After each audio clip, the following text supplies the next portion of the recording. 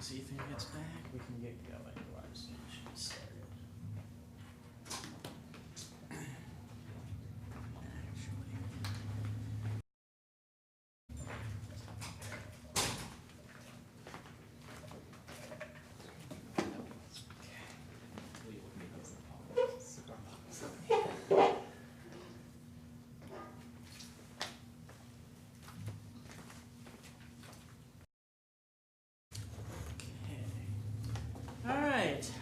Go ahead and get started here. Welcome everyone to the monthly EFF Austin meetup.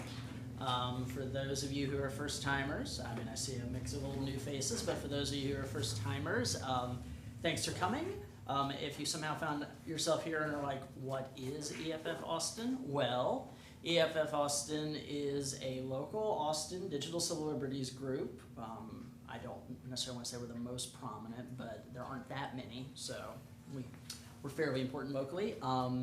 We are affiliated with a big group based out of San Francisco called the Electronic Frontier Foundation. That's what EFF is short for. They are the country's foremost digital civil liberties organization. They fight at the congressional level to try to make sure that things like net neutrality, end-to-end encryption, online surveillance curtailed, all those good things we love as a community. They try to make sure that your rights are protected online, especially your First and Fourth Amendment rights. So they've been around for almost 30 years now, as have we. We are the oldest member of what they call their Electronic Frontier Alliance, which is a group of 20 or 30 orgs around the country who usually meet monthly via teleconference and discuss these issues.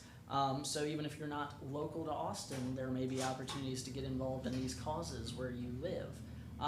As far as what we tend to do, it is primarily educational, buttressed by our monthly meetups on a variety of interesting topics. Though we have a number of other endeavors we get involved in. We usually, when the Texas legislature is in session, we usually get involved with that, trying to both highlight bills of interest to our tech activism community, as well as where we can try to improve the language in existing bills. We've even once or twice proposed a bill. So we're an organization of limited funds and volunteer time, but I think we punch well above our weight on that front. We also are known for throwing some pretty good parties now and then, as well as being a sponsor of other groups around town.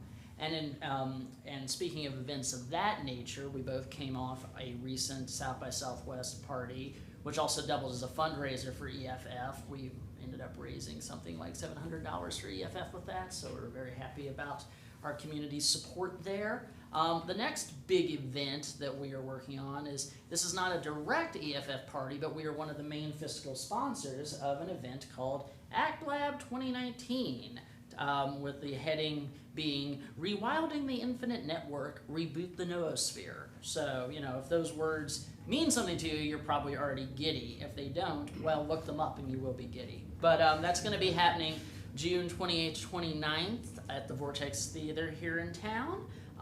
They are both looking for, they're looking for papers, performances, presentations, psychohistorians. The tagline is Make Stuff Be Awesome.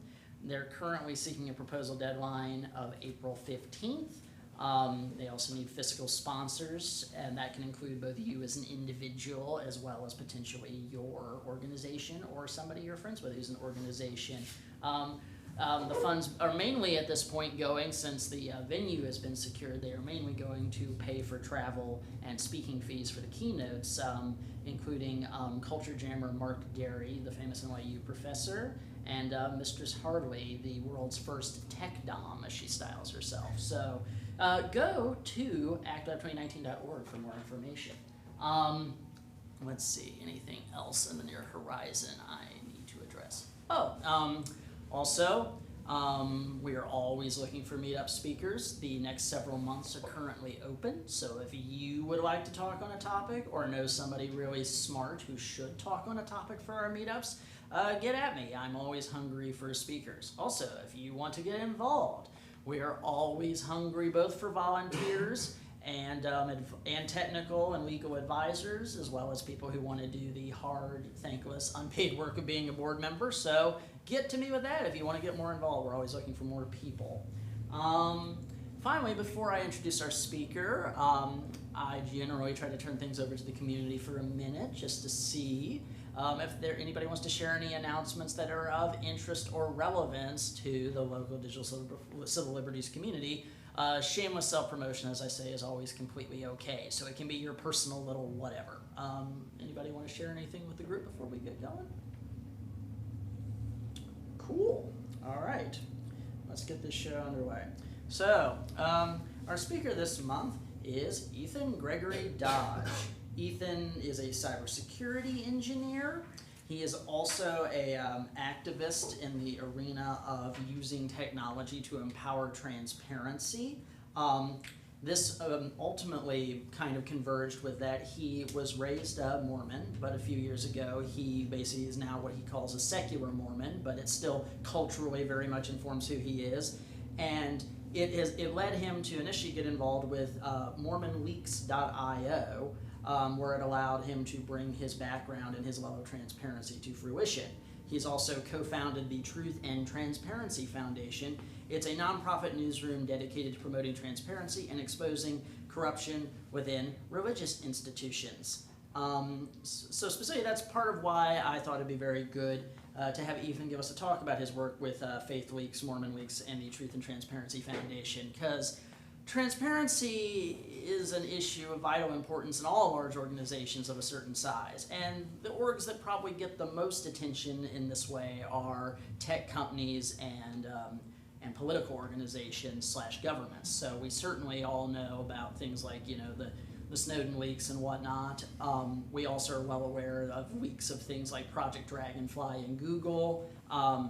Transparency is very much in the news right now with the redaction of the Mueller report. So it is important to hold large organizations accountable, because they're having an information asymmetry directly affects their ability to control our lives in unfair, deleterious fashions. But what we don't quite hear as much about is a third group of organizations that in many ways are just as powerful, and that is large religious organizations. And so that's why I think what Ethan is doing with Truth and Transparency Foundation is very important and vital, and why I wanted him to tell you all more about it. So I'm going to quit rambling and let Ethan take it away.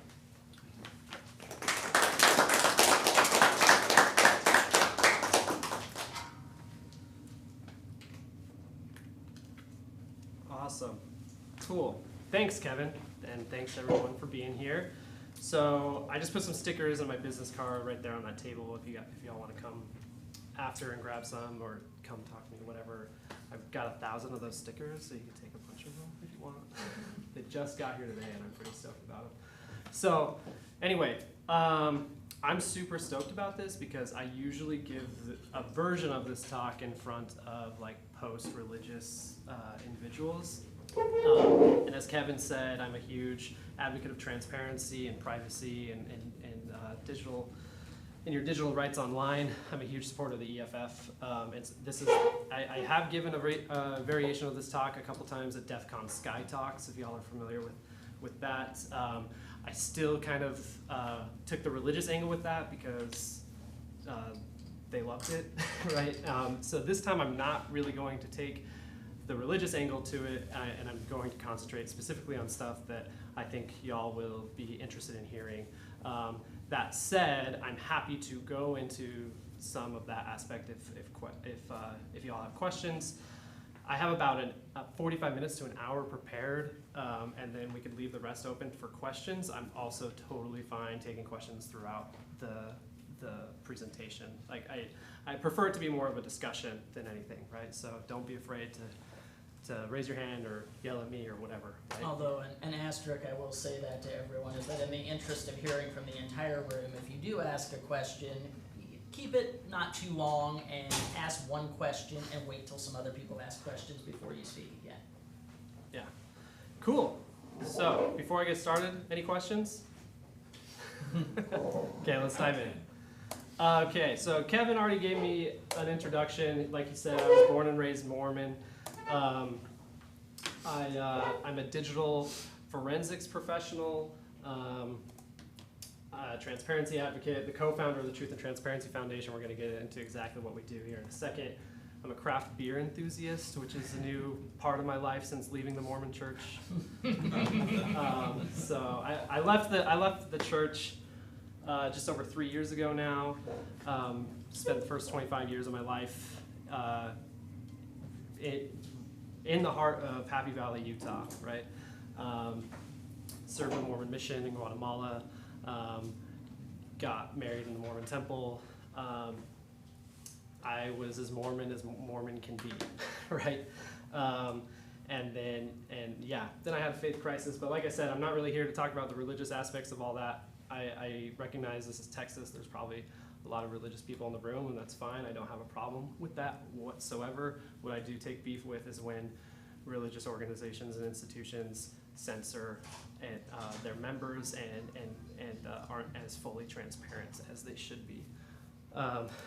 So let's get started with where it all started. I'm going to give a quick overview of kind of, we went from Mormon Leaks to Faith Leaks and then now the Truth and Transparency Foundation. I'm just going to give a high-level overview of that evolution, and then I'm going to dive into 3 different categories that I think will all be of interest to you that I feel like we've been able to contribute to, right? So Mormon Leaks, we founded it in December of 2016, and when I say we, that was myself and Ryan McKnight. He's my co-founder of the Truth and Transparency Foundation.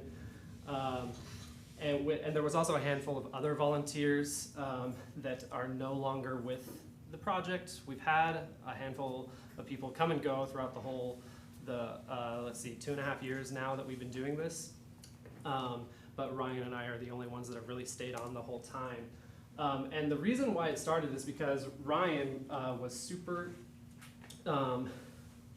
active on the RX Mormon subreddit.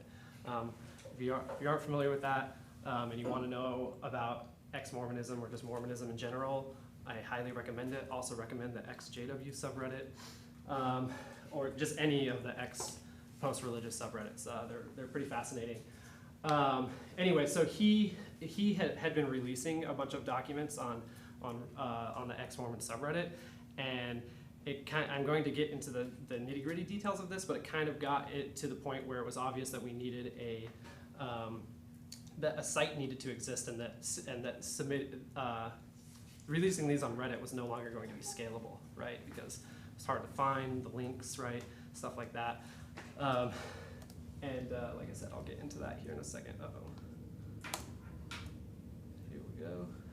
Here we go. We've released literally hundreds of documents regarding the Mormon Church and some of its offshoots as well. There are hundreds of offshoots of Mormonism, which is also another fascinating subject, which I could speak for hours about. And we used to release all the documents via press releases on actual MormonLeaks.io website. And now it just serves as an archive for the TTF, the Truth and Transparency Foundation. I'll get into why that is here in a second. So Faith Leaks, Mormon Leaks sister project, we founded that in November of 2017, and it was requested by many post-religious individuals and groups after they saw the success that we were having with Mormon Leaks. I had a lot of people, especially the first talk I gave at DEF CON, I had a lot of people coming up to me and saying, we need this for this religious group because they're getting away with this, right, or something like that. The biggest demand was definitely from ex-Jehovah's Witnesses, and that's actually, we have only released documents regarding the Jehovah's Witnesses so far. We're hoping that's going to change. I can't say a whole lot about that, but because of it, we're fairly well known, and Faith Leaks is a well-known name in the ex-Jehovah's Witness community, and some Jehovah's Witnesses, a lot of them don't really go on the internet, so not all of them, but, and again, it also now serves as an archive for the TTF. Same thing, we used to release the documents as press releases on faithleaks.org, but now it just serves as an archive where we are just serving the documents. Let's get into exactly why that is here. The Truth and Transparency Foundation was also founded in November of 2017, at the same time as Faith Leaks. And the original intention for the Truth and Transparency Foundation was literally just a shell organization that we can make a 501c3 to accept tax-deductible donations for Mormon Leaks and Faith Leaks. That was its original intention. It is since it's now our main brand, our main name. We're in the middle of that transition. It's the umbrella organization for Mormon Leaks and Faith Leaks. It now serves as an investigative nonprofit newsroom promoting transparency within religious institutions. So the way that it's working right now is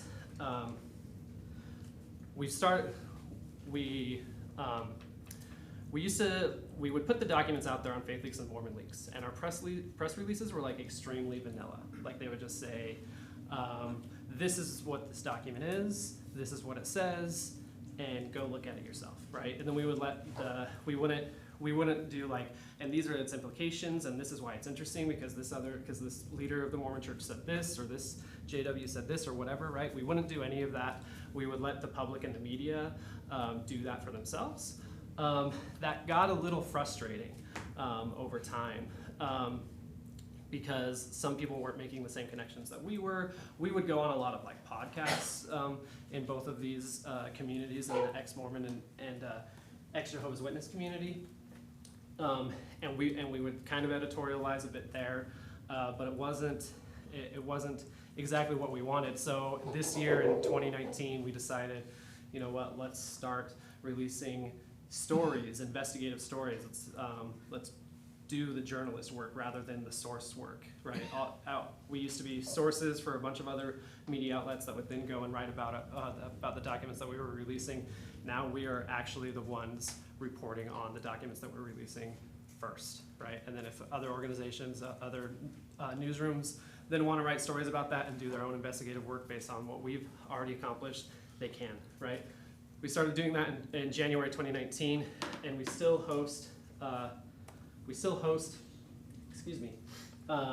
all of our documents on the Mormon Leaks and Faith Leaks server because it is located in Switzerland with a provider that ignores DMCA takedown requests, right? That is the main reason. The truthandtransparency.org website where our stories are actually published is not hosted with that same provider, so we need to have the documents living on a server where they're not going to be taken down, and we have had documents taken down before, which is why we moved to that server. I'll get into those stories here in a minute. Gotta love the Swiss laws around this stuff. Yeah, most European countries have much more sensible privacy and copyright laws than, well, not anymore. Not copyrighted. Not with the recent passing of Article 13, which we could get into that another time. Right, so here's our mission statement. It's kind of long, but essentially we're a nonprofit newsroom founded on the belief that increased transparency results in fewer untruths, less corruption, and less abuse within religious institutions. The organization was originally founded to provide sources and whistleblowers the technical ability to anonymously submit sensitive documents for use by professional and citizen journalists for starting and expanding news reporting, public commentary, and criticism regarding the various religious organizations. Its mission has since expanded to contribute to said news reporting. So that's essentially just a summary of exactly what I told you. But the first sentence is essentially what we believe, that that is our driver, right? More transparency results in less lies, less hidden things, and less corruption, right? We operate with the belief when we're trying to decide what to release, we get a lot of documents or a lot of audio recordings from various organizations, from various people. Some of them are directly related to religious institutions. Some of them are just kind of tangentially related. And so we had to establish a process and kind of a criteria of things that we think religious institutions should be more transparent in. And we call these our guiding principles. And the first one is finances. And I don't know why it keeps doing that. But religious institutions should be held to the same societal and legal standards as other nonprofits concerning the transparency of their finances. We believe that they should have to publish how much money is coming in via donations. Basically, all this stuff on the same stuff that any other nonprofit reports on their I-9 every year, right? And if they want to go above and beyond and report more, which a lot of religious institutions already do that, then more power to them, right? But we think that that is an acceptable goal, and as well on I-9s, which is super important. It will lay out like your top executives and top leaders' salary information, how much money they're making, which is super important. And we'll see why here in a second. The next one is policies. We believe that policies and procedures of any religious institution that directly affect its membership should be well known and publicized. So if we go, where I'm going to get into a really good example, of one such policy from Mormonism here in a minute, that kind of spearheaded Mormon leaders. Let me take a drink here. But if people don't understand the policies that are affecting them on a day-to-day basis within their religion, that's not fair, right? And they could face something like excommunication or disfellowship or something for something that they don't know about, or they could be completely blindsided by something else, right? Which is also pretty standard, right? Nonprofits have to make their policies fairly well publicized, especially when it comes to their board members and stuff like that. And then this is the big doozy. Statistics on all claims of abuse, percentage of claims involving law enforcement, and associated settlements should be regularly published. Right, this one is isn't necessarily like a societal standard, although I would argue that it is becoming one with the Me Too movement. Right, we believe that as we've seen in Catholicism, in Jehovah's Witnesses, and Baptists, right, I'm not trying to disparage any of these religions. You can't, but the fact of the matter is, no organization can get as big as these organizations and not have problems of abuse, and especially sex abuse, right? It's just impossible. Statistically, it is impossible, right? No matter how good the intentions of the leaders are, right? So anyway, we think that statistics of like we've had this many claims of sexual abuse against a leader, or just abuse in general against this particular leader in the church. For instance, we believe what the Catholic Church is doing, although right now where they're kind of outing a lot of the cardinals and priests in all the dioceses across the world, saying that these priests have these sexual abuse claims against them. We think it's great. They're also doing a lot of stuff behind the scenes that isn't so great, but something like that would be awesome. If all religious institutions did it. And then also the percentage of claims that actually were like reported to law enforcement, which is something that's not legally required in every single state. We're actually fighting in the state of California to make it so that it is legally required that clergy report sex abuse to law enforcement.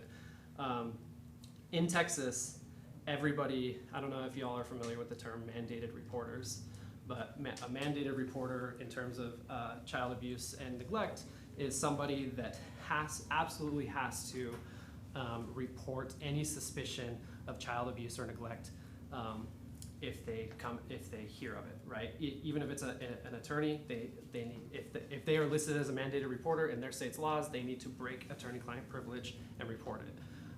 That usually also includes psychiatrists as well, yeah, right? That's what I was about to say. Therapists are also very common. In the state of Texas, every citizen and resident of the state of Texas is a mandated reporter, no matter what your profession is, and no matter what capacity you hear about the child sex abuse, including clergy, right? Yeah, love. We actually use Texas as the gold standard when we go talk to other state legislatures. West Virginia and Mississippi are also super great, and it's interesting because those are actually, according to Pew Research Center, those are 3 of the most religious states in the country. And right now in our battle, and I'm not saying that those are necessarily correlated, but right now in California, we're having a hard time convincing the supporters of the Catholic Church that that their priests should have to report child sex abuse when it's reported to them. And we keep pointing to all these other states like, look, they're religious, they're extremely religious, this percentage of their population is, and they've been doing it for years, right? California is not blazing the trail here. So, and then the next statistic that we'd like to see is a lot of times what will happen is that a victim or a survivor, I should say, rather, a survivor or survivor's family will sue that religious organization, and that if the organization is indeed at fault, 99% of the time it's settled outside of court, right? And that number of how much the people, the family got and the survivor got and whatnot is usually not disclosed. One of the practices of both the Jehovah's Witnesses and the Mormons is they actually make the survivors and the survivors' family sign an incredibly extensive and oppressive, I would say, non-disclosure agreement saying that they can't talk about these things at all, right? And that's just wrong in our view. So those are our three guiding principles: finances, policies, and abuse. Any questions on that? That was a lot. Does the policies and procedures extend to politics at all? Yeah, oh, definitely, yeah. Yeah, so, I mean, a really good example of that is when the Mormon Church was super involved in Proposition 8 in California in 2008, when Proposition 8, for those of you who aren't familiar, was a proposition that was on the ballot for all citizens of California to vote on whether or not gay marriage should be legal. This was back in 2008. The Mormon Church and the Catholic Church, but especially the Mormon Church, came out swinging for it. If it were passed, gay marriage would have been illegal, and actually it was passed by a very, very small margin.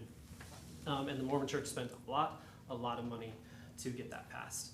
And yeah, that's a really good example of something that we think that the political power that they're wielding, because I mean they have just gobs and gobs of money, as I'll talk about a little bit later too, and the political power that they're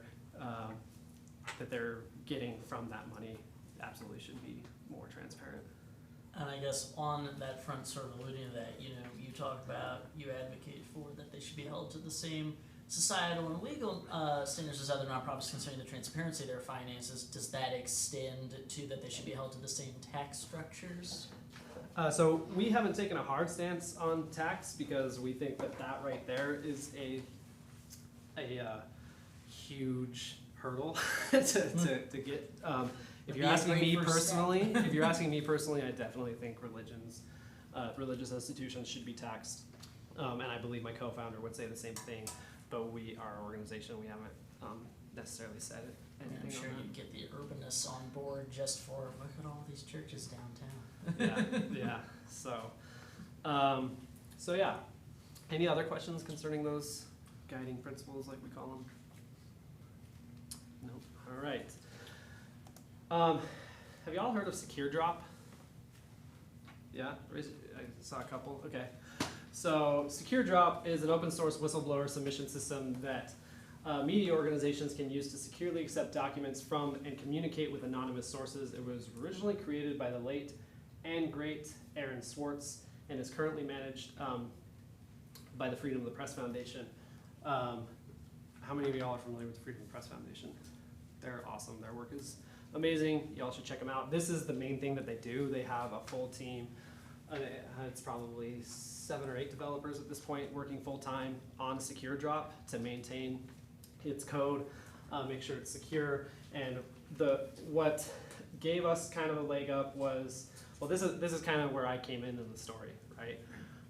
Ryan was releasing a bunch of these documents, and he didn't have the technical knowledge to know what he needed to do to protect his sources, right, to cover up their tracks and their fingerprints and stuff. And that's when I contacted him. I said, hey, look, I know what I'm doing when it comes to this. Let me help you. So I deployed Secure Drop, and it's been great for us ever since. Secure Drop, you can only use it over Tor, the Tor network, and all the submissions are encrypted with the organization's public key as soon as they're submitted. Same with messages back and forth. And the only way that we can know who the source is if they use Secure Drop is if they go out of their way to tell us, right? That's how they've gone through great lengths to make it that way. So if you go to our Secure Drop instance, it's actually down right now. Apologies, we're working on it. our organization is still just Ryan and myself, and we both have full-time jobs apart from this, and we're both we both have young kids too. So yeah. Do you worry about verifying these documents? Do you have problems with, authenticating? Do you get people like creating fake submissions and things of that nature? Definitely, yeah. It's not nearly as bad as it was when we first launched, right? The outright practical jokes, right? Mm-hmm.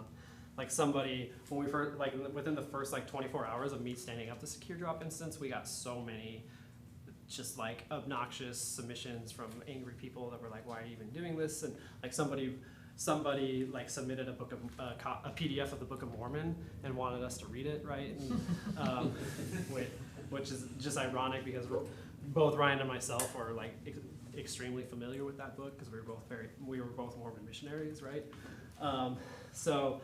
As far as the vetting process, we to protect our sources, we don't talk a lot about that process. However, we do not publish a document until we are sure that it is authentic. We do what we need to do to independently verify it.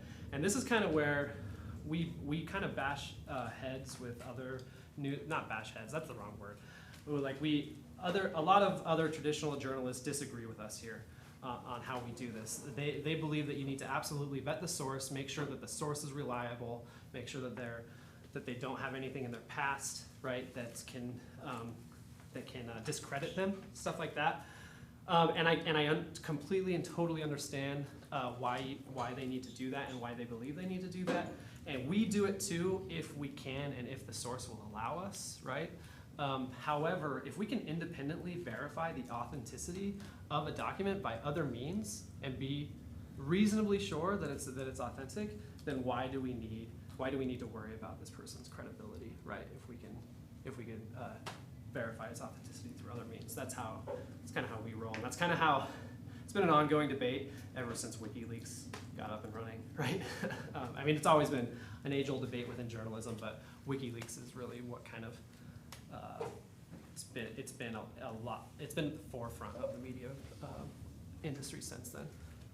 Any other questions? Cool. Did I answer your question? Yes, you did. Thank Cool. Okay, so I'm going to talk about three topics that I think y'all are going to be interested in. And the first one I'm going to talk about is transparency. There are some huge wins for transparency that I think that we've gotten. This is kind of I guess you could say I'm tooting our own horn here, but that's kind of what I'm here to do, right? Is to show you what we're doing and why it's effective. Mormon Leaks and the entire Truth and Transparency Foundation was founded on this idea that information liberates, right? That the more a person knows, the more empowered they are to make informed decisions on their own, right? And we see this all the time, right, in governments, in our own government and governments abroad. Kevin mentioned the Snowden revelations. That's just a perfect example of why it's so important. Because of the revelations of Edward Snowden, we now know that the NSA is spying on every single American citizen, and now people can make informed decisions on how they want to live their lives to either live with or try and avoid that surveillance, right? That's a great example. We could think of dozens of other ones. But anyway, that is what our entire organization is founded on, is this idea that information liberates. And Ryan, the reason why he started releasing all these documents is because he actually played a huge role in this policy becoming public back in November of 2015. The Mormon Church tried to, they have a what's called a church handbook of instructions, and only a certain number of people can see that. And when I say a certain number, it's a large number of people. It's a bishop, basically a bishop and above, and your bishop is the leader of your congregation, right? They can see what is in this handbook, and it's their instructions of what they need to do in certain situations. And Ryan caught wind that in November 2015, the church had added a policy in there saying that children of gay couples could not be baptized into Mormonism until they were 18 years old. In Mormonism, you typically get baptized at 8. And it's a big deal if you're a Mormon and you don't get baptized at 8, right? You're immediately like labeled, like socially labeled as different, you know? And on top of that, not only did they have to wait till they're 18, but they also had to not be living with their parents and disavow their parents' relationship, right? So, in my opinion, pretty hateful towards the LGBT community. And Ryan caught wind of this, and he was the one that leaked it to the public, right? And this is the prime example of what that I was referring to about why policies need to be transparent, because as soon as people found out about it, there were mass resignations from the Mormon Church. And I'm talking, I can't cite any numbers because they're, but I'm confident saying that it's in the thousands, right, of people that within the month resigned from the Mormon Church. This is a headline from the New York Times and a picture from the New York Times at a mass resignation in downtown Salt Lake City shortly after this policy was made public. What does it mean to resign from a church?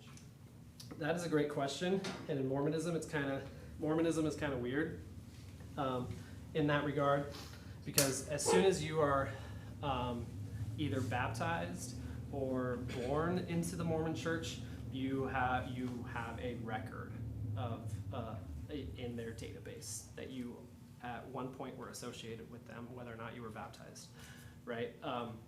So for instance, when I was born, like a month after I was born, I was given, I went through the ritual, which is the Mormon equivalent of a christening, right? And that I was then given a record in the Mormon database that they are now aware of my birth date and my parents and all this stuff. And in Mormonism, resignation is just basically saying, look, I'm not a Mormon anymore.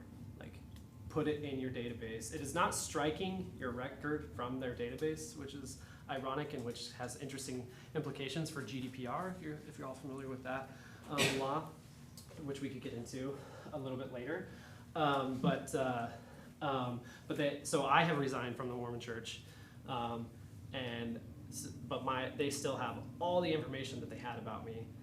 They didn't delete anything, but they have a mark on my record saying that I've asked to not be contacted, I've asked to not be a member, right? And if I were to ever go back and want to be Mormon again, I would have to get rebaptized and go through the rituals and everything again.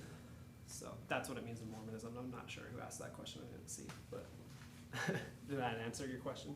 Yeah.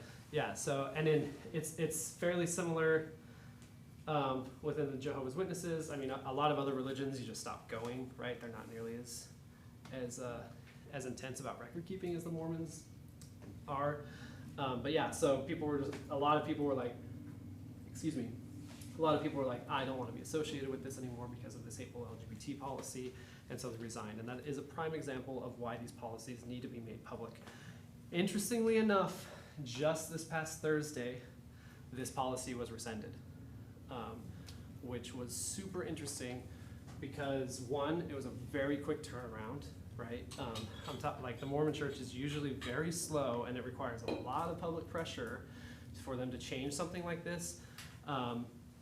For instance, they didn't give, people of color cannot receive the Mormon priesthood until 1978, right? Well after the Civil Rights Movement. And even then, people of color in the early days of Mormonism were receiving the priesthood, and the ban was put into place later on. And then it was then lifted in 1978. So, and after a lot of pressure, I'm talking like people were boycotting BYU in Division I sports. Like BYU went and played Brigham Young University, owned by the Mormon Church. BYU went and played San Jose State University in football, and they literally played in front of an empty stadium because nobody came out of protest of the Mormon Church not allowing people of color to be ordained to the priesthood. There was a basketball game. I can't remember if it was the University of Arizona or Arizona State, but one of the two. And the court during halftime was lit on fire, and out of protest, right? So yeah, a lot of immense public pressure, and so the fact that they rescinded this just, let me do my math here, 2.5 years after it went in place is huge, and a huge surprise. However, a lot of people were really relieved and really excited that it happened, but then a lot of members of the LGBT community were actually I don't want to speak for them, but I have had LGBT friends say that they were almost hurt more by the rescission of the policy because it was so short and it was almost like too little too late, because there were a number, trigger warning, suicidality here, there were a number of Mormon LGBT suicides in that 2.5 year period. A good amount too. I don't have the exact statistics, but so yeah, it's again, perfect example of why these policies need to be made public. So Ryan played a part in making that public, and then, oh, I didn't change the color of that background or the logo down in the corner. Anyway, then when was this?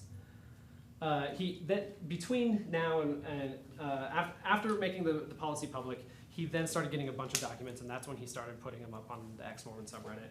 And then all of a sudden in October of 2016, he got quite possibly the biggest leak that we've had to date, the biggest thing revealed, and it was 15 or 16, I can't remember the exact number, videos of private meetings of the Quorum of the 12 Apostles and the First Presidency within the Mormon Church. That is the two most highest governing bodies in the Mormon Church.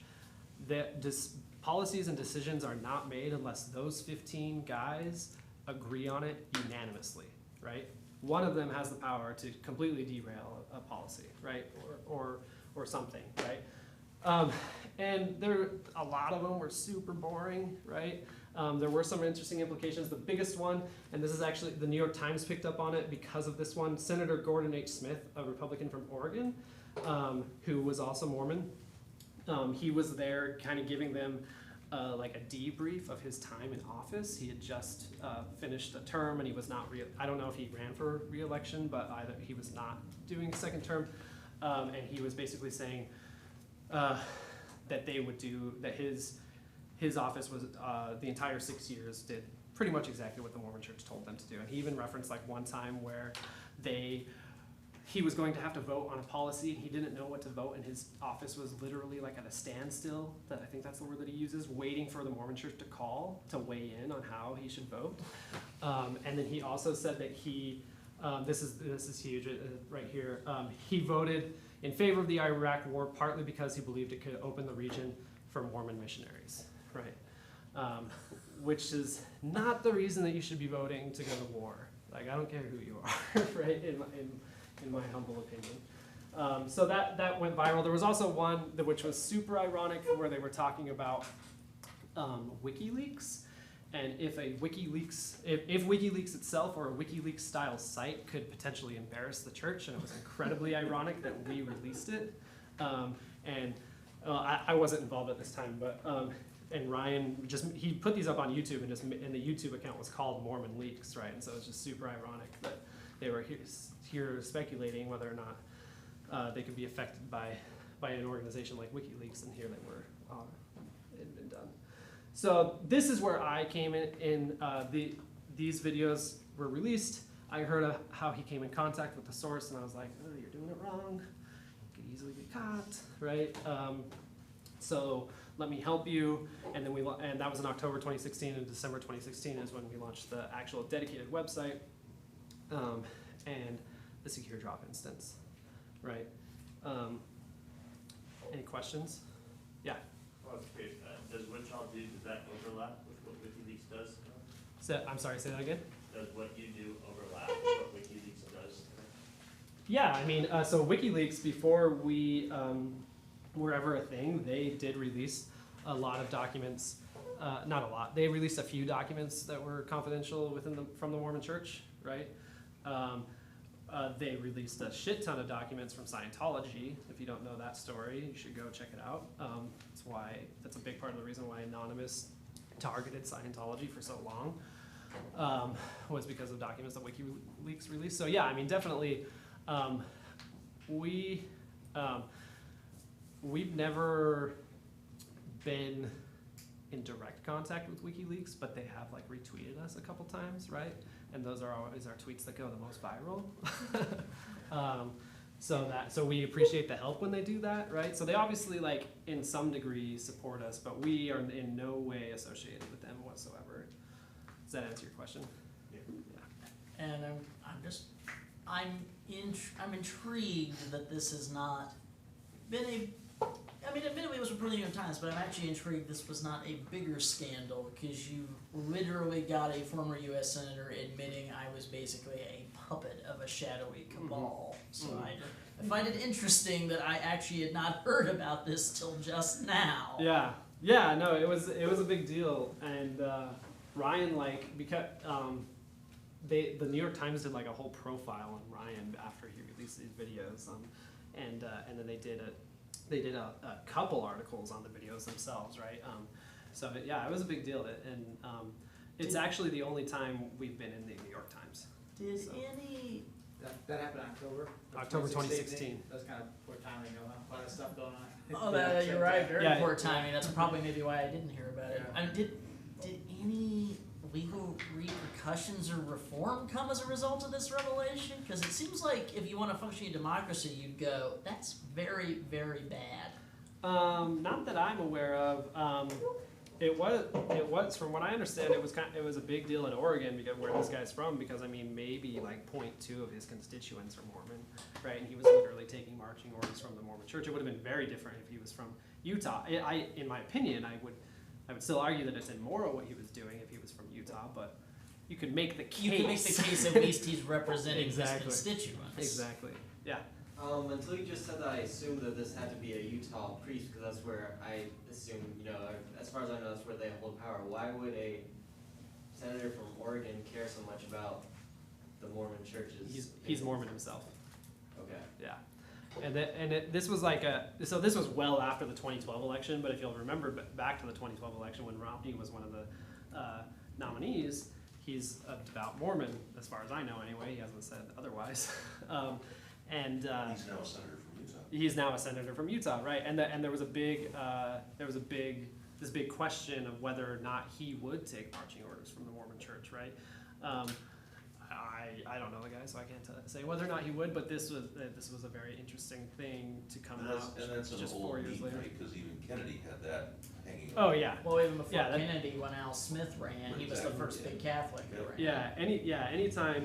Anytime somebody from a new organization, like a new influential organization, whether it's religious or not, runs for president, there's always going to be that question, right? Well, even now there's questions of dual loyalty of certain people of certain faiths, which I don't want to get into because it can get into bad territory, but it's always been a question in this Right, country. right. Yeah. Yeah. Sorry, why do you think he was telling the truth and not just lying to flatter his audience as politicians do? Yeah, no, that's extremely that's a valid point. He totally could have been doing that.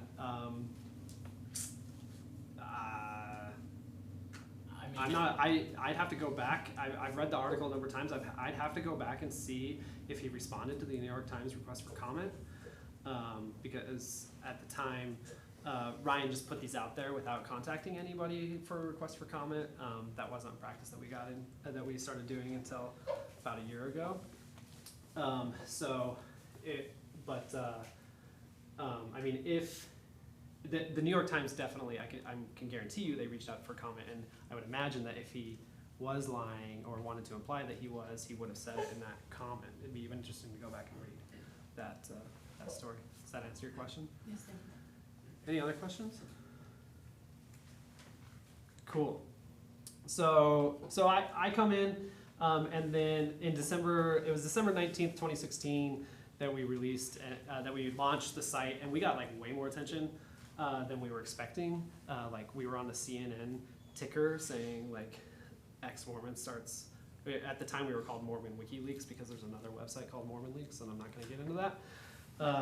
But so the ticker said like ex-Mormon starts website Mormon WikiLeaks, and he was also like interviewed on like Al Al Jazeera, and the Independent and a bunch of other major newsrooms. At the time, I was staying anonymous because my dad actually works for the Mormon Church.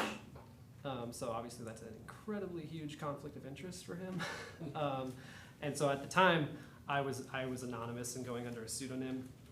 And so a lot of people didn't know about my involvement. In fact, my wife right here was like the only one. But shortly after that, in January, I think it was like the first week in January, we released pay stubs from one of the top Mormon officials. You'll see that this was dated in 2000, and he got, back in the year 2000, this paycheck, which is for the time period of 2 weeks. He got $3,096.15, which in 2000, that was a lot of money. It comes out to be about $90K back in 2000. And this was like the first documented piece of evidence that we had. The reason this was a big deal is because, this was the first documented piece of evidence showing that the Mormon leaders were paid, right? We can have, are there any Mormons or ex-Mormons in the room? You don't have to identify yourself if you don't want to. I wasn't raised Mormon, but all my family on my dad's side was, and he was raised Mormon. Okay. I mean, my uncle was Mormon. He's dead now, and one of his kids is Mormon. Okay. So I've had so many conversations, and it is absolutely infuriating talking to some Mormons about this. Not all Mormons, I'm not going to generalize here, but they will insist that the Mormon Church always said that their top leaders were paid, and that is bullshit. They never, ever said that. Not only that, but they categorically denied it all through my life, right? There was never any inkling that they were ever paid. In fact, when I was on my Mormon mission, one of the teaching points that we would brag about is that it was all a volunteer clergy, right? Which is true on the local level of Mormonism, right? That your bishops and your stake presidents and those are basically equivalent of like priest of a parish and then an archbishop. I don't even know the structure of Catholicism here, but anyway, they are not paid, right? However, once you get to the global leaders of the Mormon Church, they are paid.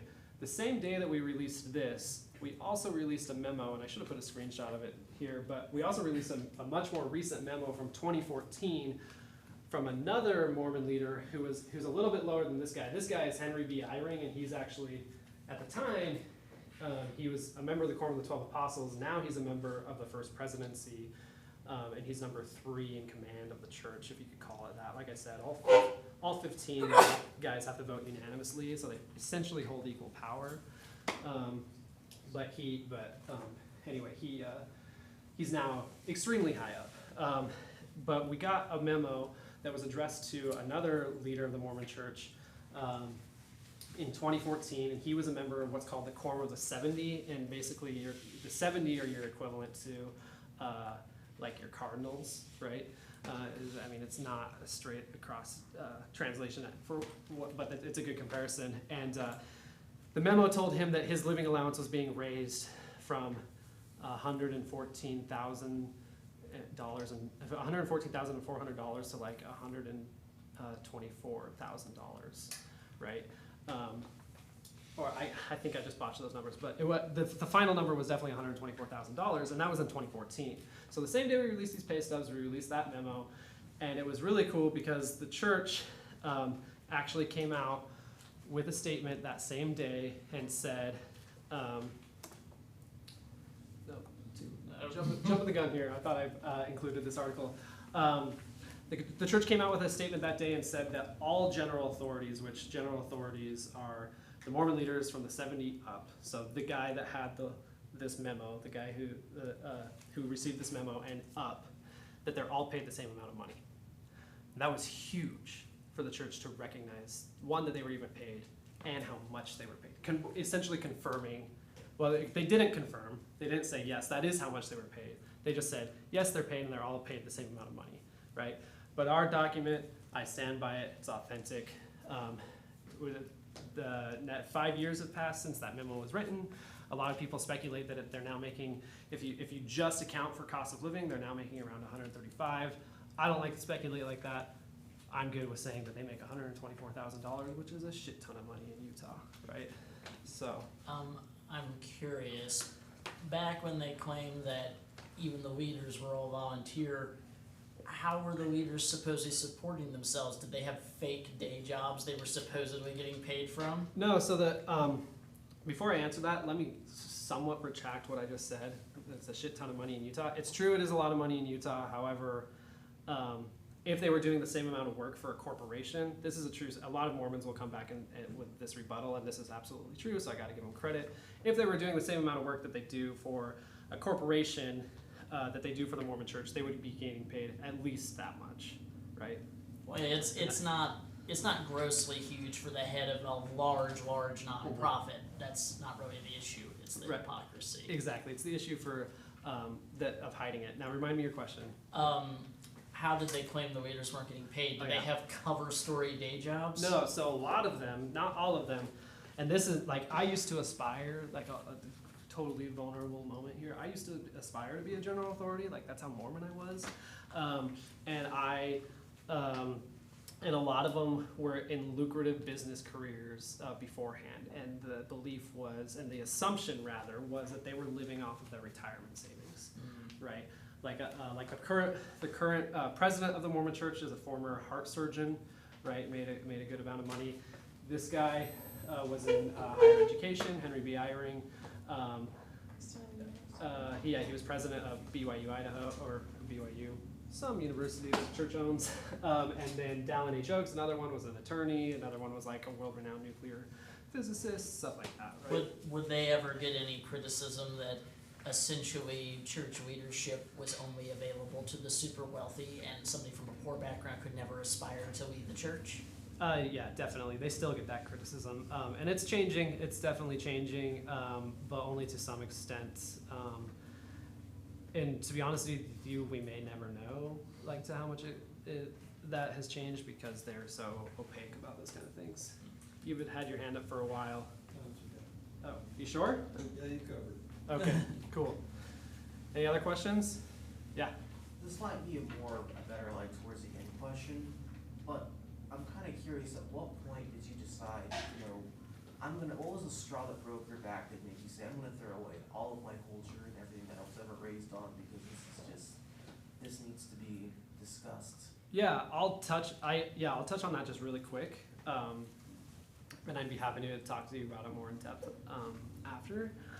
But for me, the biggest thing, this wasn't necessarily the straw that broke the camel's back, but the biggest thing was I grew up with a lot of shame. Like I was ashamed for a lot of things that I did.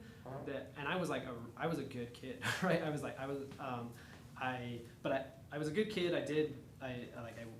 The most rebellious thing I did was like I smoked pot when I was 18, right? and I felt absolutely terrible for doing that. But I never like in Mormonism, it's a big deal. Like chastity is a huge deal, and I never broke what they call as the law of chastity. Like I never fool around with girls or anything, right? And that it sounds funny to everyone else here, probably, but that is a huge deal in Mormonism, right? And so anyway, but because of other things, like I was always into like harder music, right? Or I've always kind of cussed a lot, even when I was Mormon, and I always felt extremely guilty for things like that, right? And so I grew up with this like shame, feeling that like I was a square peg being pushed into a round hole to use the cliche, right? And what's funny is like. I was like as Mormon as you can get, like I said at the beginning, right? So like, imagine how a lot of other people felt too. What the biggest thing was for me was when I had kids of my own, I just did not want them to live with that same type of shame. And so when I first kind of hit my faith crisis for that reason, I thought I could like approach Mormonism my own way and still raise my kids in the church, but just raise them to be more like self-aware and more mindful of those kind of things so they don't live with that shame. But then when I found out the Mormon church has covered up a lot of its history, And like I literally taught things on my mission to people that I baptized that were completely false, right? And I was incredibly betrayed by that when I found that out, and that was the straw that broke the camel's back. Does that make sense? So, good question. Any others? All right. So, so we had a lot of other leaks in between then and the story that I'm about to cover, and I'm going to cover those in another section. But then we released, our first release under Faith Leaks was confidential documents about child sexual abuse in the Jehovah's Witnesses community. We released 69 pages of letters back and forth from this tiny Jehovah's Witness congregation in Belmont, Massachusetts, and Watchtower, which is the governing organization of the Jehovah's Witnesses. The letters span from the late 90s, I can't remember the exact year, I apologize, to 2012, right? And the Watchtower was clearly instructing that congregation, the leaders of that congregation, to cover up 3 instances of severe child abuse. I'm not going to go into a lot of details, but a father was abusing his 2 daughters and another girl in the congregation, right? And they covered it up, right? This is a normal occurrence in the Jehovah's Witnesses. Totally normal. And they keep it as secret as they possibly can because, and this stems on their belief, on one of their beliefs, which is fascinating. They believe that all secular organizations, essentially any organization that's not the Jehovah's Witnesses, that they are inherently corrupt, right? So they don't believe in reporting things to law enforcement, and they only do if they are legally required to. And then even then, sometimes they still don't. And they actually just got in a lot of trouble in the state of Montana because of that. There's a lot of information on that court case, but if you Google Jehovah's Witness sex abuse Montana, you'll find out the information. You can find a lot of stories about it. But anyway, so this was a win in the name of transparency for a lot of reasons. This was, I don't know if I feel comfortable saying that this was the first first concrete piece of evidence that we could point to saying that this is happening with Jehovah's Witnesses, because I'm not as intimately familiar with Jehovah's Witnesses as I am Mormonism. However, it was definitely up to that point the biggest one, right?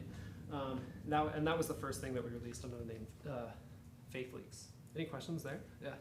A couple. One, the reporter thing where the psychologist or lawyer has to report stuff. Is that what happened in Montana? That's part of it. Yeah. Is there anything in Texas where that has happened? Any documented stuff where the jails have done that? I'm sure it's happened, but not that we've seen.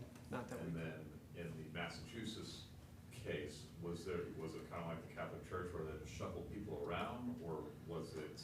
Were there any repercussions within that congregation? I don't know what you call it. Congregation.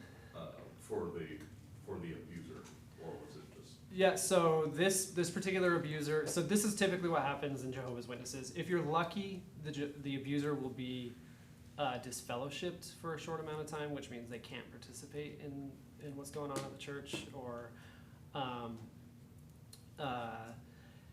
but in this instance, this guy was disfellowshipped, I believe, for 1, maybe 2 years. But that you only get that if you're lucky, from what I've read and seen, and from what I understand. Most of the time, they'll just say, "This is in God's hands, and we can't do anything about it," right? Is there anything you can do that will get you kicked out of the Jehovah's Witnesses? Yeah. I mean, I have a friend that was kicked out of the Jehovah's Witnesses for having sex with his girlfriend at 19. So that gets you kicked out, but not this. Yeah. Lovely. Yeah. There's also I don't know, some NPR, This American Life thing or something, where they had a guy that was a Jehovah's Witness that got kicked out, and that was pretty good. It was about a year or 2 ago. I forget which one. Yeah. So yeah, that's typically how they'll handle it. It's really, really sad. And they actually have the Jehovah's Witnesses. I rely a lot on other ex-Jehovah's Witnesses when I'm reporting on this stuff. they actually have, so I'm not as familiar with what I'm about to tell you as they are, but they actually have an internal court system in which they like put these guys on trial, right? And the Mormon Church does too, but it's not nearly as intense. They don't call it like a court system. They just have like, they call them disciplinary hearings, but in Jehovah's Witnesses, they actually have like a court, like an internal court that they like put you through, and you're like testifying in front for yourself, or and then people are, but the survivors are rarely ever represented very well from somebody that is qualified to represent them, right? So it's just a lose-lose situation. And in fact, there's an investigation happening. I want to say it's in Finland. Don't quote me on that, but it's in a European country into that court system because it could be illegal in that country, and it should be illegal in all countries, in my opinion. But that's neither here or there. Any other questions? Just a quick statement on that Yeah. same vein. I think in the Catholic Church, Christopher Hitchens used to say that when they had like the hearings after the World War II, and they were trying to decide, who they should excommunicate from the Catholic Church because of who was like involved in the whole extermination of Jews and all that, and they said something effective. There's only one person that was ever excommunicated, and the reason he was excommunicated was because he married a Protestant, and that was the reason. Like, of all the things that were done. Yeah. That was the one. Yeah. I mean, not to potentially tip my political hand here, but I'm like, well, it's interesting that the same people who are terrified that Muslim communities in the U.S. might institute Sharia law, we literally have a religion having its own internal court system here, and crickets from those people. Mm-hmm. Yeah, and it's also super interesting, and a lot of that comes from like the Jehovah's Witnesses. Like, this goes back to them believing that secular organizations are corrupt. They Isn't don't. that convenient? Yeah, well, they don't participate politically like at all. Sometimes they'll get involved if it's going to directly affect them, and like their and like religion or something like that. But other than that, they don't get involved at all. Politically, they don't vote, they don't campaign, they don't anything, right? They don't. I don't even know if they talk about it. I'd have to ask my friends. But so yeah. This is another. This was a big one that we released too. That was another big win for transparency. This was the first instance of concrete evidence that we could point to of sex abuse happening within higher up leaders in the Mormon Church. This is not like within the Quorum of the 12 Apostles, but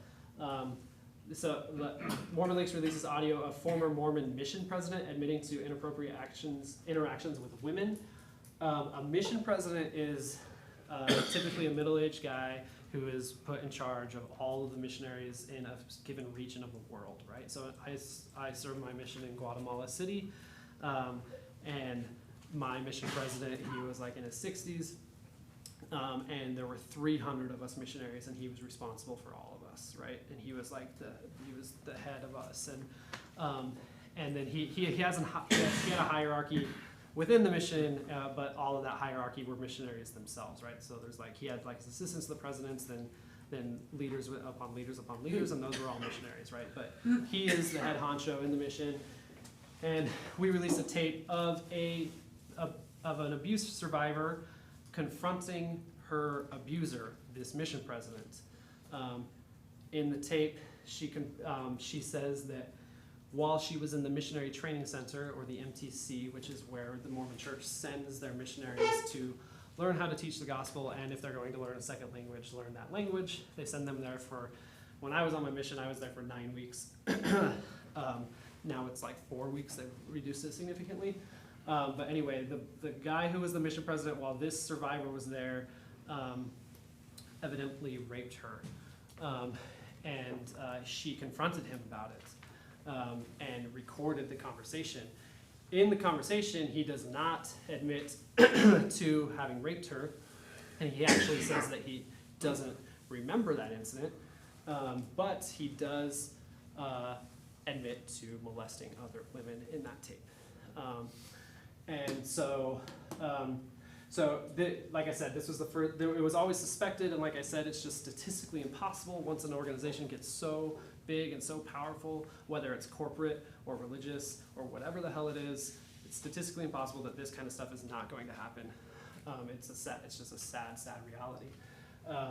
So it was always suspected that it was happening. This was the first piece of evidence that we could point to that actually said it was happening. This guy's name is Joseph L. Bishop. The survivor initially was anonymous. She has since come out. Her name is McKenna Denson. She is actually suing my mind's blanking here. I know she filed a lawsuit against Joseph Bishop himself. Okay, now I'm remembering. Yeah, so she filed a lawsuit against Joseph Bishop, the rapist, and then the Mormon Church. The lawsuit against Bishop was tossed because of statute of limitations, and her trial against her lawsuit against the Mormon Church is going to a hearing in March of 2020. So right now they're in the middle of depositions and stuff like that. So yeah, that was a big win because, like I said, first instance that we could point to. Any questions there? I just note that this seems timed fairly similar to when Me Too broke. Yeah. In fact, she actually calls him the Mormon Harvey Weinstein in the tape. Oh wow. Yeah. Because he admits to having a number of victims, right? And this was a big deal because did I add this in here? Yep. Oh nope, I did not add it in here. This was big because the church, because this was such a big accusation, in the tape, Bishop claims that the church knew about this and that he had talked to the church and his leaders about it and that he had fully repented and stuff. And so that was a huge deal. So the church had to respond. The church typically does not comment or respond to anything we release, but in this instance they had to because it was such a big deal. What was interesting was they came out with a statement. I wish I would have copied and pasted it, but a lot of people said that statement was blaming the victim, at the time the victim was not. Excuse me. At the time the victim was still anonymous, and when they originally sent out this statement, they sent it to they have like just an email list of reporters that they blast on stuff when they're issuing statements. And then they'll, after the reporters get a chance to write a story, like a few hours to write a story if they want to, then they'll release it to the public. They actually, according to some of our sources, they actually named the survivor in the initial statement to the reporters. And they claim it was because they thought her name was public at the time, when it was not at all. When the statement went public, her name was not in it. But like I said, she has since come public. And what was also interesting was when the reporters contacted the church and were like, well, why did you name her? Like, her name was not public. And I'm not saying that the church was behind this at all. However, there's okay, maybe I will. There's definitely documentation implying that the church was behind this. Reporters that called the church asking them why they named the survivor, that same day or the next day, they got a packet mailed to them, and this packet was a dossier on the survivor herself, because she does have an interesting past in which she has done some very interesting things. This was not her first time where she was a victim of. She was abused by. A lot of psychological trauma comes with that, right? And so she's had a very interesting past in terms of what she's done. I'm not going to get into that, but it does call her credibility in question. That's all I'm going to say, right?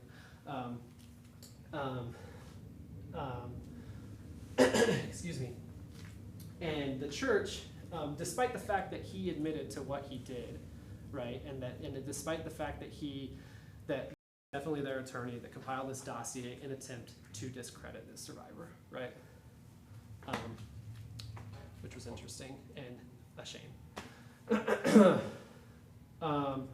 Any questions there? Sorry, we're getting into the heavy stuff. I mean, this is a somewhat unrelated question, but I find myself wondering, how aggressively is the Mormon Church trying to stop your activities? Are they threatening you? Do you get death threats? Do you have black hat hackers targeting your websites and your accounts and stuff? So we have never, no black hat hackers that we have been able to detect so far. The church pretty much leaves us alone, except for one instance in which I'm going to get into in a second here. But that's a great question. Let's move on to the next one that is actually one of my favorites. It's the church, the Mormon church. It's well known that they have a lot of money, but it's unknown how much money they have because they're not required to be transparent about the finances, right? We were able to take public information, and I gave a talk about this in the Recon Village at DEF CON. It was a lightning talk, so it's only like 15 minutes long. So I'm not going to get into the details here, but if you just Google my name, Ethan Gregory Dodge, $32 billion, it'll probably come up. It's on YouTube. Or if you go to my personal website, egd.io, a link is on there as well. Anyway, essentially, it started out with who is data. A source saw that a bunch of domains were registered to the Mormon Church on the same day. Like, we're talking over 100, right? And almost all of these domain names correlated with the name of an LLC that had public filings with the SEC, and I'm blanking on what that stands for, but they're the Securities Exchange Commission. Thank you. If a company if any entity trades more than, I believe it's either, I want to say it's $100 million in the U.S. stock market, they are required to file what is called a 13F with the SEC every quarter, right? So these domain names belonging to the Mormon Church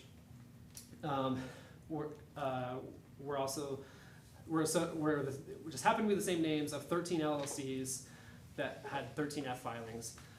Based on DNS records, I don't know if y'all are familiar with DNS, but I was able to confirm that the Mormon Church does indeed own those domain names, and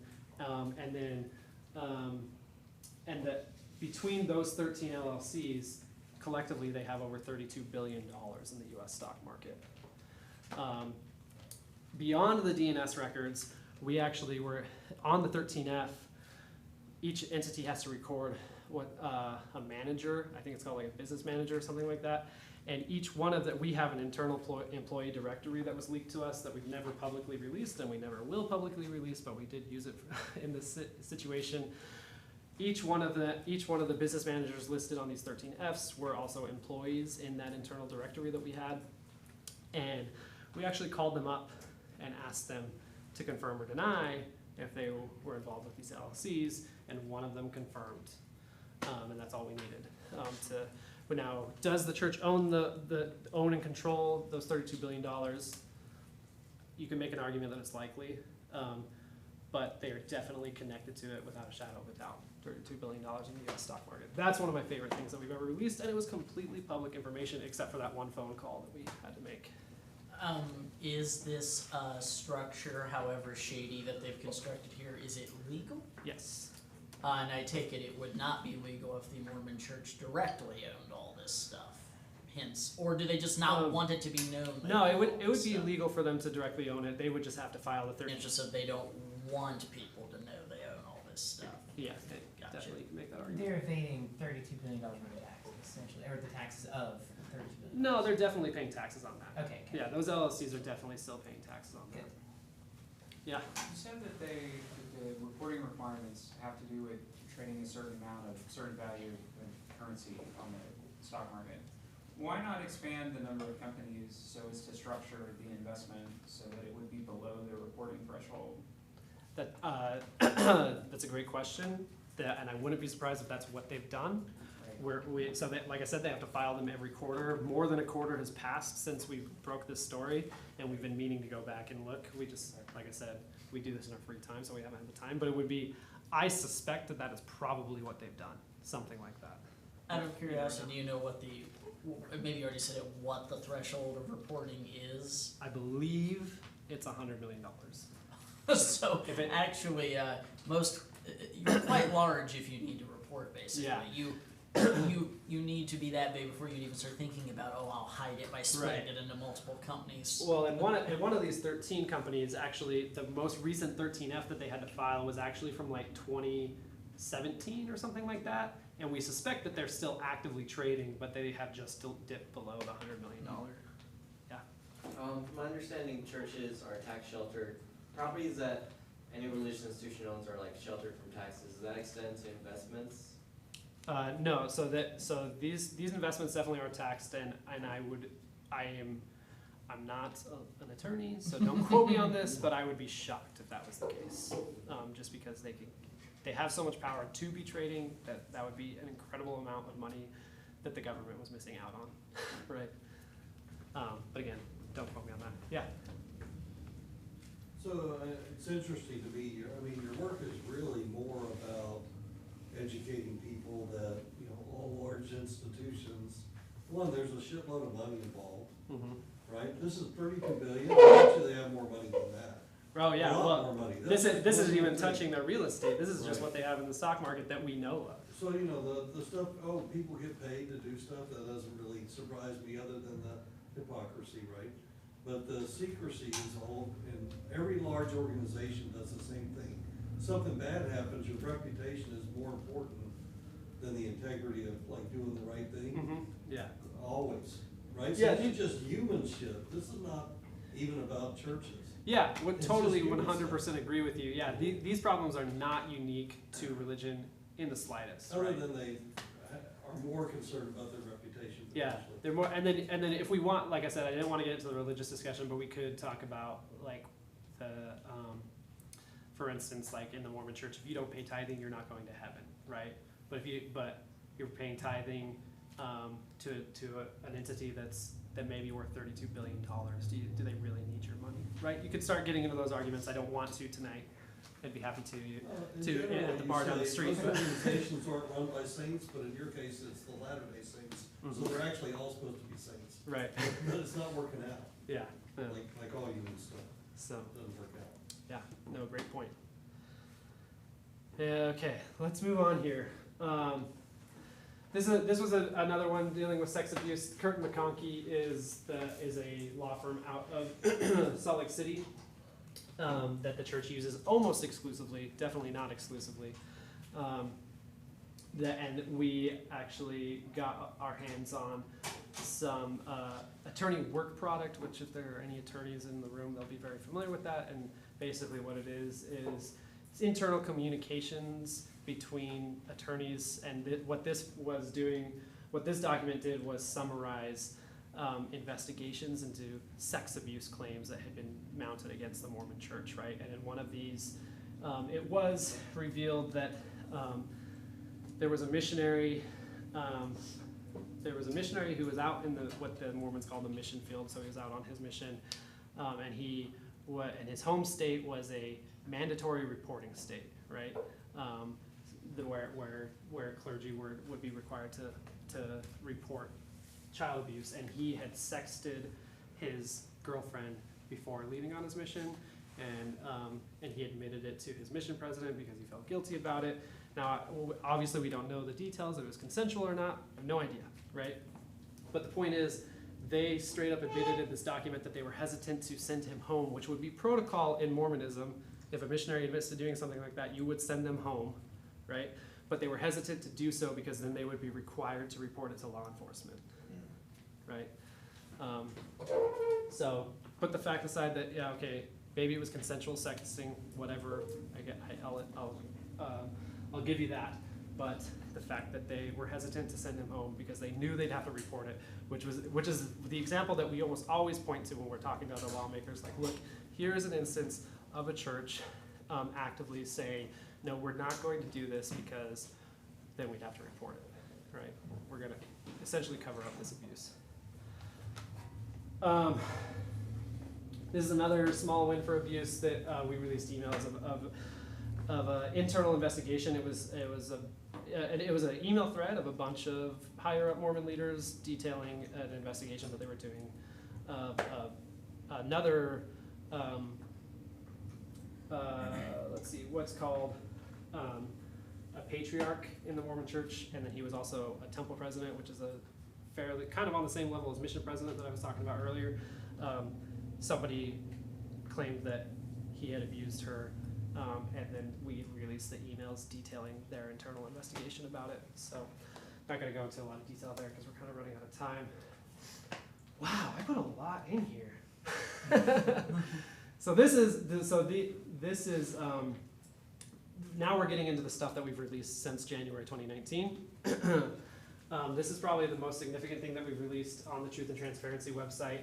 Director of Mormon Temple Videos and Sundance Film Festival co-founder admits to child molestation in the early 90s. This guy's name is Sterling Van Wagenen. He co-founded the Sundance Film Festival with Robert Redford. His cousin married Robert Redford. That's how they got connected. One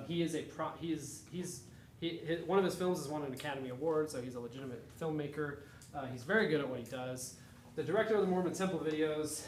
So what the Mormon Temple Videos are, in Mormonism, a temple is different from where you go to church every Sunday. You have to go and participate in certain rituals in the temple to get into heaven, essentially. And the way that you're instructed and perform those rituals is via videos. And this guy directed the videos in the temple. And the reason why this is a big deal is because that is a very privileged position to be in within Mormonism, right? And he admitted it. Again, this was another tape in which a survivor, this time the survivor was male, confronted their abuser, recorded it, and got us the tape. And this time the abuser admitted 100% to doing what the survivor said that they did. Anyway, so we were also able to corroborate it with police reports and stuff like that. This guy, Sterling Van Wagenen, actually did go to police. This was in 1993, and straight up admitted to what he did. Depending on who you believe, the abuser or the survivor, he did kind of gloss over some specifics when he was admitting this to police. But anyway, he did admit it to police, and he was never charged because the parents decided not to. And it's my understanding, that likely would not happen in 2019. That the state or the county would still decide to press charges because of just how the landscape of sexual abuse has changed since 1993 when this happened. Right? I'd like to think that, but yeah.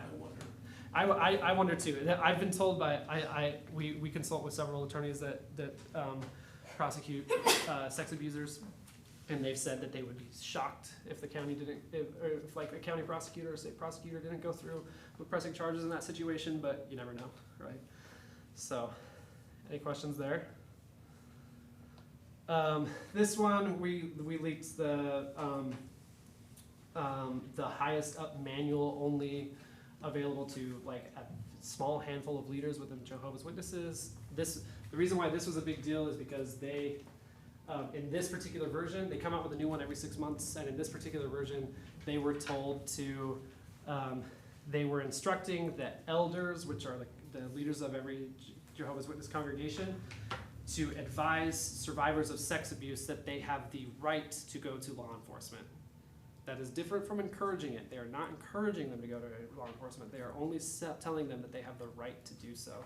That's a big deal. It's a very small step. It's a step in the right direction, though, because they believe that government is corrupt. All right. Any questions on those transparency wins? I put way more in there than I thought I did. I'm going to speed through this, but I think this is going to be and this is going to get to one of the questions that you were asking, if the churches ever come after us. Copyright. We have had a total of 6 DMCA takedown requests sent to us. None of them have ever reached litigation, but I'm going to go into detail about them. Shortly after we launched Mormon Leaks in March of 2017, we released a slide deck that contained this PowerPoint slide, and it's, as you can see, the bottom got cut off, which sucks, but it's not a big deal. Issues and ideas leading people away from the gospel. This was an internal PowerPoint presentation that was used to in a meeting of the highest up leaders, and these are ideas that they believe were leading people away from the church. You'll see here one of the biggest ones is pornography. Another one is secular, disagree with current policies, or like here's one over here. Oh, and down here what was cut off is a political spectrum, right? It has left and right. And you'll see like over here on the right, church has lost its ways or is deficient, last days or end of world predictions. And you'll also notice that they name 3 specific people. They name Denver Snuffer, yes, that's his real name, Robert Norman, John DeLynn, and then they also name an organization called Ordained Women. Denver Snuffer broke away from the Mormon church and started his own offshoot of Mormonism, right? He was excommunicated for doing that from the Mormon church. And he's on this. Robert Norman was actually a BYU professor, and a lot of people were shocked that he was on this. He has not been excommunicated, but it was pretty, I didn't know who he was before I saw this. Since he's on the right end wing, I assume they don't like him because he points out that the church is not living up to its stated rules. Probably, yeah. I'm still not super familiar with his teachings, but I have had a lot of people reach out to me that like know him personally, and they were shocked that he was on there. Is that slide available somewhere? Yeah, so it's on our website. And the Washington Post actually covered this story, which I think I have a screenshot of it. So if you Google Mormon Leaks Washington Post, you'll find their story on it. And then John DeLynn, he's an ex-Mormon podcaster. He's also been excommunicated. And then Ordained Women, the founder of Ordained Women, Kate Kelly. Ordained Women was a organization trying to do exactly what their name says. They were advocating for women to be ordained to the Mormon priesthood. Their founder, Kate Kelly, was also excommunicated. So here's an internal document saying that they had these sites set on these people before they were excommunicated, and here they were excommunicated. Anyway, as you can see, this is ugly as hell, right? And I easily could have fabricated this. And in fact, a lot of people accused us of fabricating this. Because it looks so amateurish. Yeah, yeah, exactly, right? And they're like, you guys are just trying to dig up dirt or make stuff up. Well, the church did us a huge solid, and they issued a takedown request verifying its authenticity. And the very next day after we put it up. And the thing is this story, like this leak was like nothing. No, like just ex-Mormons cared about it, right? And like when I first saw it, I just thought it was funny that they were like scared of these people, right? And that they were like we all knew that they were scared of these people. That's why they excommunicated them, right? But here was a document actually proving that that was the case. And out of all the other, what would seem far more horrific scandals you guys leaked, this is the one they got upset about. Yeah, well, remember this was very early in our time, and the only other big one, we had released stuff every week from our founding, like the whole first year of our existence, we released stuff weekly. Now we're still on a regular cadence, but not that regular. And so before this, like the biggest thing we released were those pay stubs that I showed, right? Anyway, so they issue a DFC takedown request. You'll see this is addressed to Mr. McKnight and Mr. Fawcett. Mr. Fawcett refers to Scott Fawcett. He was involved in the organization, no longer is. But this is why we got our server in Switzerland that ignores DMCA takedown requests, because up to this point, you'll see this, they'll say, take down this document hosted here, and it was hosted at docdroid.net. When we first launched, we were posting the documents on DocDroid. We knew that was going to be a temporary solution, right? And I was in the process of getting a server overseas, and this just sped up the process, right?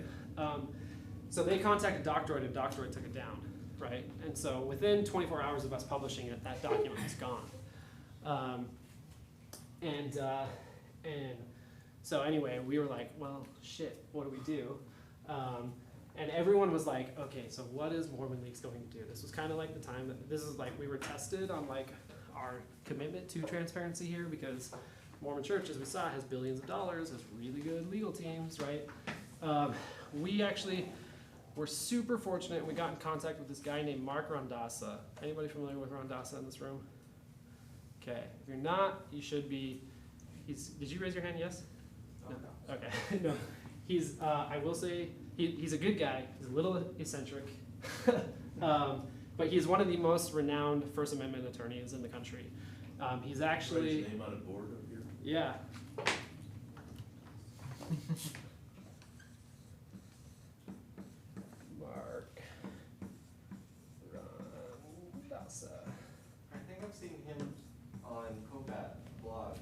He writes for Pope Hat. Yep. I've read some of this stuff. Yeah, and he's also he's gotten a lot of what's the word?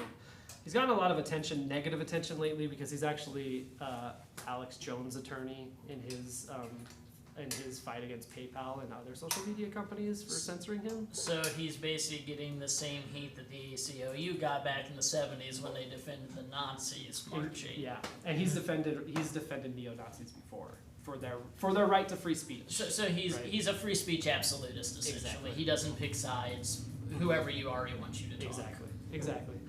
So anyway, we were super fortunate to get into contact with him because of his reputation, and he wrote a letter to the Mormon Church saying, "No, we're going to put it back up. They're not going to take it down, and they have every right to under fair use."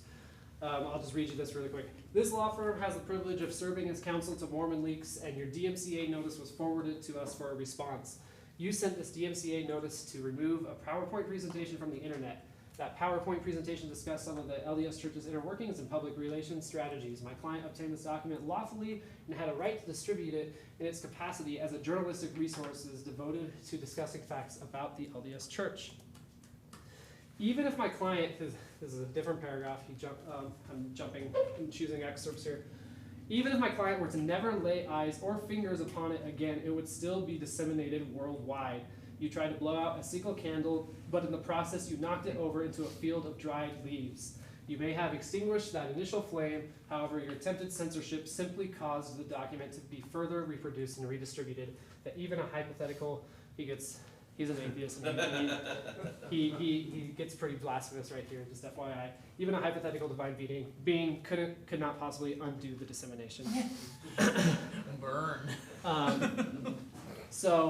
And he was exactly right. Are any of you familiar with the term the Streisand effect? Yeah. For those of you not, Barbara Streisand, a picture was taken of her house in the Bahamas. She didn't like that, so she got it taken down from the internet, and it was immediately made much more popular than it was in the first place because she wanted to get it taken down. And that's exactly what happened with this document.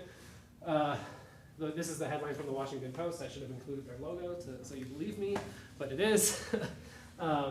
Mormon Leaks website squares off on the Mormon Church post leaks enemies list, and it went viral at that point.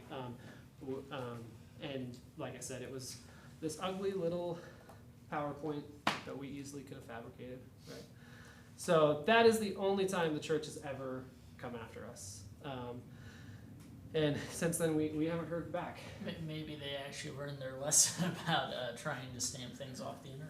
Yeah, we'll see. It's funny that you say that because a friend of mine just got a video taken out successfully. One of his videos was successfully removed from YouTube by the church just today. Oh wow! And he was telling me about it. I'm sure a lot of you will agree with this sentiment. If there's something, nothing gets me pissed off like using copyright infringement as censorship. Oh my God. It's just, that's not what copyright was meant for. We are, all y'all familiar with the fair use doctrine? That's what he claimed. For those of you who are not familiar with the fair use doctrine, essentially states that copyrighted works can be republished for the sake of news reporting, parody, education, thank you, and research, right? I think there's one more category there. But and he said that because we're a journalistic resource, and because you essentially took this down from the internet, you made it newsworthy.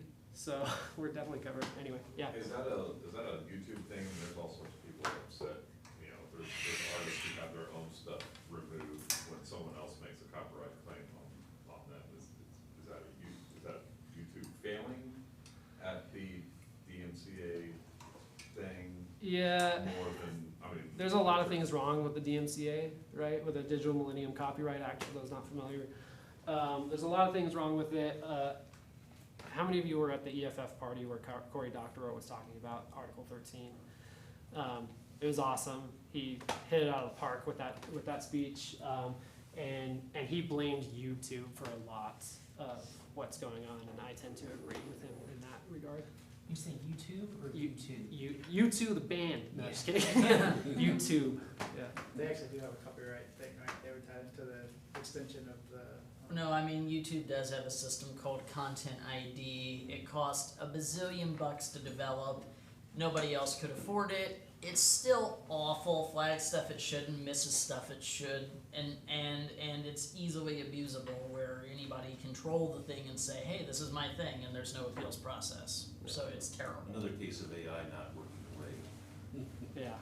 Anyway, so another DMCA takedown request we got was from a group of documents that we dubbed the McConkey Papers. This picture is a picture of Bruce R. McConkey, who is arguably, and especially in my opinion, the most influential Mormon leader to have ever lived.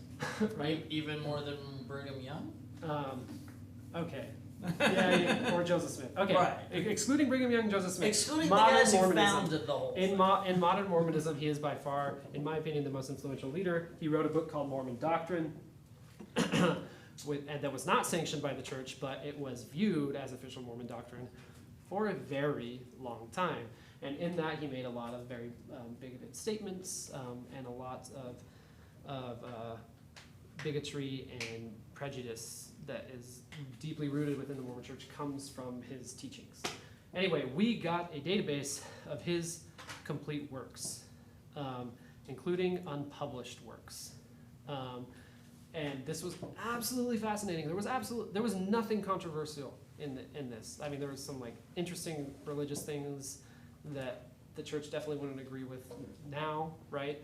But there wasn't anything like overly controversial in this. The most interesting thing was he was actually there in the room when it was decided that people of color were going to receive the priesthood, and it was his firsthand written account of what it was like to be in that room and what exactly happened.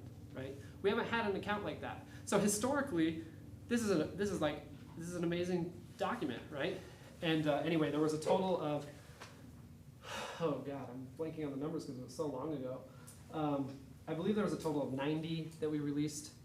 We initially just released like 40 published, or 40 or 50 ones that we absolutely knew were unpublished, and then we had to go through and vet a couple other ones to make sure that they were never published. But anyway, the heirs of Bruce McConkey issued us a DMCA takedown request, and then we responded saying no, and then we published 53 more documents. So, Like, sorry, he's historically significant. Yeah. Sorry. Yep. And we haven't heard from them either. And then the most recent one, this actually came on New Year's Day, was from the Jehovah's Witnesses. This was 4 different takedown requests, totaling, I'd have to go back and read the article, which I wrote, totaling, I want to say like 90-something documents, or don't quote me on that. But anyway, it was interesting that it came in 4 different takedown requests. What was super interesting is that all of those documents had been on our site for literally months, like 9 months, right? And they weren't, and it was the day we got the takedown request was the same day that a profile on a ex-Jehovah's Witness was published in a Norwegian newspaper. This guy's name is Jason Wynn, and a Norwegian newspaper published an article called "The Blue Envelopes," and it was a profile on him, and in that profile he came out as our source of these documents. He got us these documents, and he said that. He admitted that in the article, right? And that same day we got this takedown request. So we assume Watchtower didn't know that they were on our site until that day. And we responded and said no. By the way, Ethan, I would just say that we probably have about 5 minutes. Okay, that's good. Because I got one more category, and there's only like really one significant story here. Freedom of information. I do a lot of freedom of information requests. Like I have a ton currently pending right now, especially since we've started doing our own investigative reporting. Anyway, the reason why I put this issue in here is because the Brigham Young University is actually suing us over open records requests in the state of Utah. This is not new.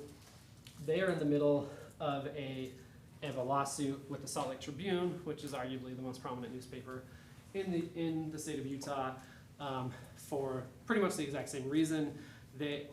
We went to BYU, said we want these police reports, and they had to do with Joseph Bishop, the guy who admitted on tape to molesting women. We want these police reports, and they said no.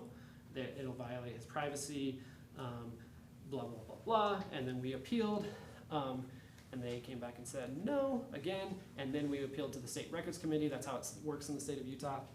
We then had a hearing with the State Records Committee. We won. They said, you have to give that document to them.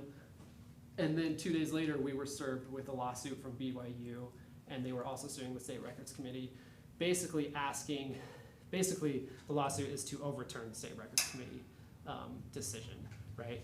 But they're also in the middle of a lawsuit with the Salt Lake Tribune for the exact same thing, except the Salt Lake Tribune wanted police reports from like 2016 or 2015 about a rape incident that happened on campus, and they wouldn't give it over to them.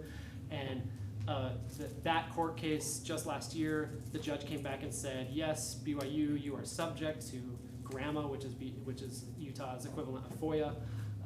You are subject to GRAMA, and you have to hand these documents over. BYU almost immediately appealed to the Utah State Supreme Court, which they are now hearing it. And I actually nominated the BYU Police Department for an EFF FOILY Award, if any of you are familiar with the FOILYs. They give these out every year to government organizations that just really fuck up FOIA, right? And BYU won a FOILY Award for this story because of that. So anyway, so that's our lawsuit is at a stay right now because of the ongoing suit with the Salt Lake Tribune that's going to the Supreme Court.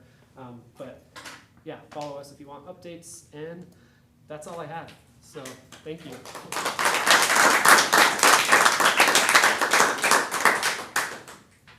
And we got 2 minutes. Anybody got a last question for me? I've actually got a comment. This is a new book that just came out called The Human Network by Matthew Jackson.